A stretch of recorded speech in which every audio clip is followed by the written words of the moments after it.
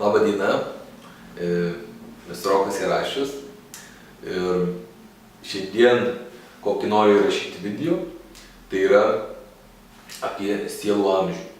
Kaip suvokti, suprasti, kokia tos sielos, žmogaus sielos amžius. Jaunos sielos į gyvenimą dažnai ateina pažinti tiesiog, kas yra skurdas. Kodėl? Joms to reikia.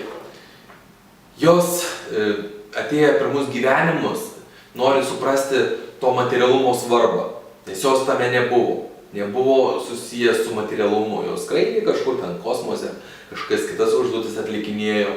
Ir atėję į žemę joms reikia susipažinti, kokia tai to materialumo svarba, kad jo nenuvertintų. Tam reikalingas skurdas. Ir per skurdą tam gyvenime jos tokiu būdu pažįsta būtent tą materialumą. Vyresnės sielos, jos kaip ir dažnai būna kovotojai, kareiviai. Ir tokiu būdu jos dar stipriau susipažįsta su tuo materialumu, dar stipriau jį supranta.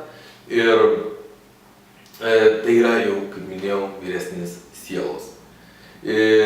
Dar vyresnės sielos, tai yra sielos valdytojos. Tai tie žmonės, kurie valdo tam tikras įmonės, valdo galbūt tiesiog daug politikos sluoksnių, karaliai, valdovai. Tai yra dar vyresnės sielos. Ir jos tokiu būdu dar stipriau susipažįsta su tuo materialumu ir globalesniu materialumu. Dar vyresnės sielos tai yra dvasininkai. Žmonės susijęs stipriai su dvasingumu. Tokiu būdu jie nuėję į dvasingumą, jie atsisako materialumo, nes materialumo jau pamoką kaip ir suvokė.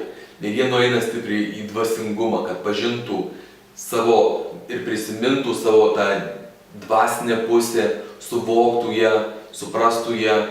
Ir tai yra daugiau tam gyvenime stebėjimas savęs, stebėjimas aplinkos.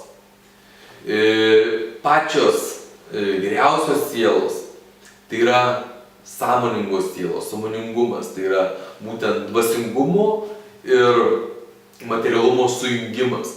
Tai sielos sugebančios valdyti tiek materialumą, tiek dvasingumą ir tuos dalykus tokiu būdu sujungia, sugeba kreipti gyvenimo kryptį ten, kur veda jų širdys.